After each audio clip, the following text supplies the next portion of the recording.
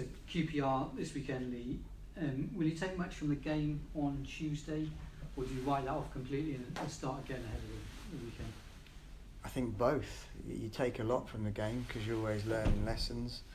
You learn about the new players, you learn about their strengths and weaknesses. I was disappointed to lose the game because I never like to lose a game of football, particularly from a winning position. But my frustration was not only with us, it was with the referee and the decision that he made. So if he makes the right decision, then obviously we have a good chance to win the game. So in terms of the future, we learn the good and the bad, whether we've won or lost from the game, and then we move quickly forward into the next. And that's the beauty of English football and the beauty of the Championship, is there's always another game to look forward to 2 or 3 days later. Yeah, I was trying to research and speak to the Bristol City fans and find out when City last were in a penalty shootout. And I think back a few years. Were you involved in that one up at Middlesbrough at all? Or yeah, I was. I think. Did you take one? No, I didn't. I think I was number 6. Not because I didn't want to take one, because probably better penalty takers than me ahead of that. Do you expect Mark Warburton to make many changes for Saturday? And would you listen to things like his press conference to maybe glean to see if what he said? I think, as part of the due diligence process, you always do your research. And generally the managers will be pretty coy about any decisions they make. But yeah, I'm pretty sure he's going to make some hefty changes into this game. How are the lads doing after Tuesday night, and how did Han Noah in particular feel afterwards? I think he felt mixed emotions. I think he would be disappointed that we've lost the game on his debut. I thought he played extremely well, so he'd be very proud of his start and his debut. He'd be pleased to put the shirt on, and it was nice that the fans seemed to have a positive impression both during the match and after the match on him. And he knows, as we've gone through his clips both on and off the ball today, that as good as he was, there's a couple of things that we need to keep chipping away at, and that's absolutely fine because he's an 18-year-old lad, and we've got to help him as much as possible develop his game to being a truly top player. That drop of the shoulder to send Narky Wells into a different postcode was pretty special, wasn't it? Yeah, and he's got that in abundance. He's got the ability to drop and drive. He technically, both feet, he's fantastic in tight areas, and you can see, although his slight frame, he can compete as well, and he's a natural, or he's a nurtured winner, if you like, from his environment and his parents. And I enjoyed his performance, and I'm going to enjoy, like I said before, polishing the diamond. Is there any injury news that fans need to be aware of at the moment? I think the big one's Jada Silva. Unfortunately, it's worse than first feared. On reflection in the scan, it's probably going to be 4 to 5 months out, with a hefty sort of fracture in the shin area. Is it the tibia or the fibia? Whichever one. Tibia, I think. Yeah, fibia's that's the femur, isn't it? The thigh. Yeah, tib, fib. Anyway, one of those. I think it's the tib. Yeah, it's got obviously quite a nasty stress fracture. So, listen, we do all we can, but he won't be on the training pitch for at least 10 to 12 weeks, and then beyond that, it'll have to be a steady increase in workload. I think you said to BBC Radio Bristol that you might look to the free transfer market. Might you look for a left back now? Would you look there for a centre back, or would you rule that out now? I think centre back for sure. Listen, I think we're a better side, barring the loss of Webster. So all the work that we've done, what I don't want that to do is to fall short because we're a defender short. It's not easy because these players are out of contract for a reason, whether that be age or whether that be lack of quality or whatever, or injury record.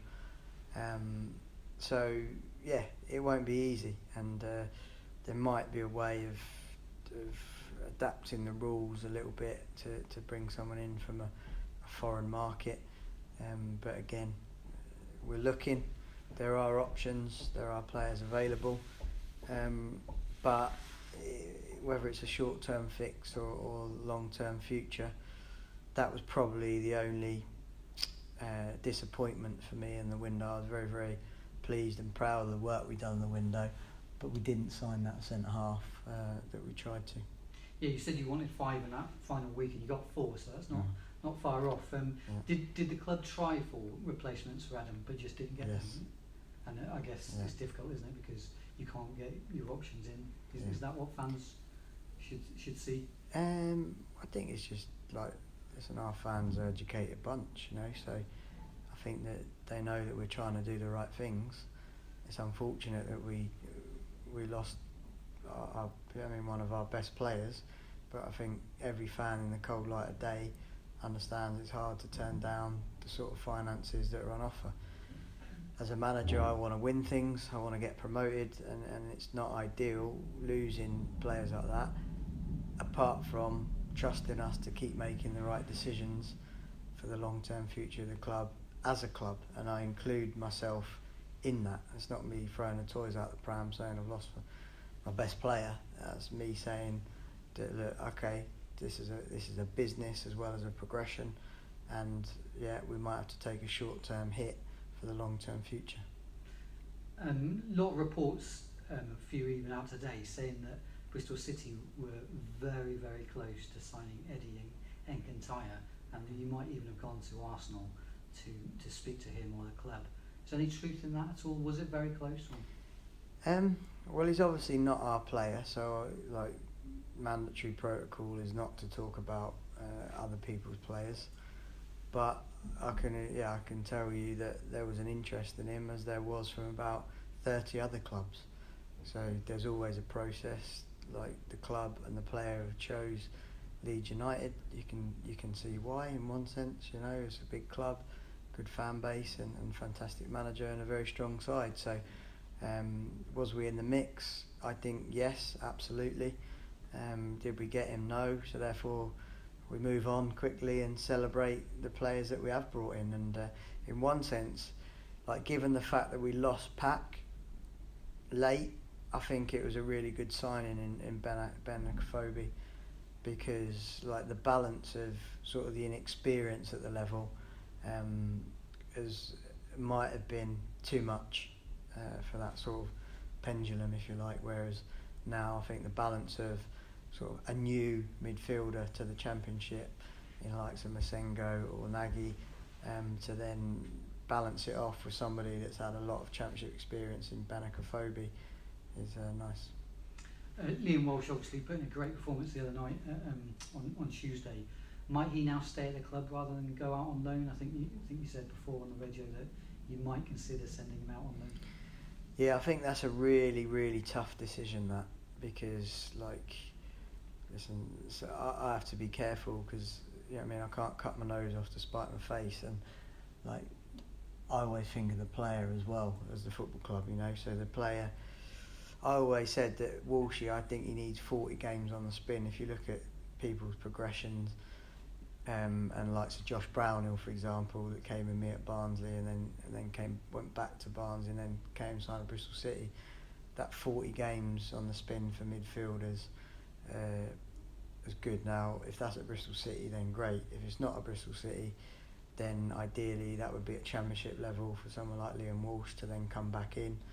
If not, then it will be at League One level. Obviously, he can't go Championship now, so his Championship vehicle is us, and a lot of interested parties in League One. I know for a fact that the board don't want him to go out because they see his quality and they see the numbers that we potentially could be low on that, and that's the fine balance. Walshy wants to be at Bristol City, but he wants to play football, and he's a tough little cookie. He's a real winner. And he's not. He ain't got the face of an angel. When I haven't picked him on the Saturday, when he's walking down the corridor in the morning saying hello, and I like that because it means that he's hungry to play. I think his performance was excellent the other night, barring a 15-minute sloppy spell in the first half, which can be excused due to not having a run of games. But he's had a good pre-season. And I like him. It's very difficult when you leave players out of the squad like when we played Birmingham, likes of O'Dowda, Taylor Moore, and Liam Walsh, not even making the bench, and that's the bit that you got to weigh up. Is he going to get enough football for his and the football club's ideals moving forward? But certainly, he's not one that I want to lose in terms of a sale. He's one that I want to nurture. Yeah, great goal the other night from him as well. Just finally, two last questions. Matty Taylor, what's the latest on him? Could he come back into your plans? Well, he's our player under contract. So I've got no problem with Matty Taylor at all in terms of the way he plays. I love having him about the place. I think he's been a really good signing for us and good value. I think there's a natural question mark on pathway. Like, that's something that we have to think about, because we've got to have a club developed player in the squad, otherwise we can only go with 6 subs. So our club developed players really that are probably good enough to affect the team at this moment in time are Semenyo, Seiko, Freddie Hines, maybe Aidan Baldwin, so Tyreek Bakinson. Do you know what I mean? They're the sort of 5 that are not currently in the squad. Don't think Johnny Smith's, I think he's homegrown but not club developed. So you've got to have one. Therefore, like, if we're saying 3 of those 5 are forwards, do you know what I mean? We've got to think about everything. We've got to think about Matty having the right future. We've got to think about a senior player getting enough game time. We've got to think about a young player getting enough game time, and with the people that are already in the squad. So I'm not saying it's a definite, and if Matty wants to stay and it's ideal for everybody to stay, I'm more than happy with Matty Taylor. Delighted, if you like, to have him in the squad. But at his stage in his career, he may look to seek a longer term future and a potential sort of more starts than maybe I can give him today at this moment in time. Just on some of those players that you mentioned there, I saw a few of them playing in the under-23s yesterday. I don't know if you were down there yourself, but there was Graham Coughlin down there as well. Any idea why he might be watching on one of those guys? I think they're just taking games, didn't they? I think there's 3 or 4 good players that played for the opposition as well that they're looking to loan out. And obviously Forest have got a good reputation in terms of academy. I'll have a good look at what we've got, what's available. I don't know I know that there has been interest in our young players from Bristol Rovers. Don't know what the historic sort of feeling about that would be, but our port of call would always be to do the right thing by the player. I'm not sure how that would be received at any of the other local clubs, but generally we've got good relations with the local clubs. R1. Just finally, I believe there's been Premier League interest in Brian Tinian. You wouldn't want to lose Brian, would you, from the football club? No, I saw the article. I didn't think it was well written, if I'm honest.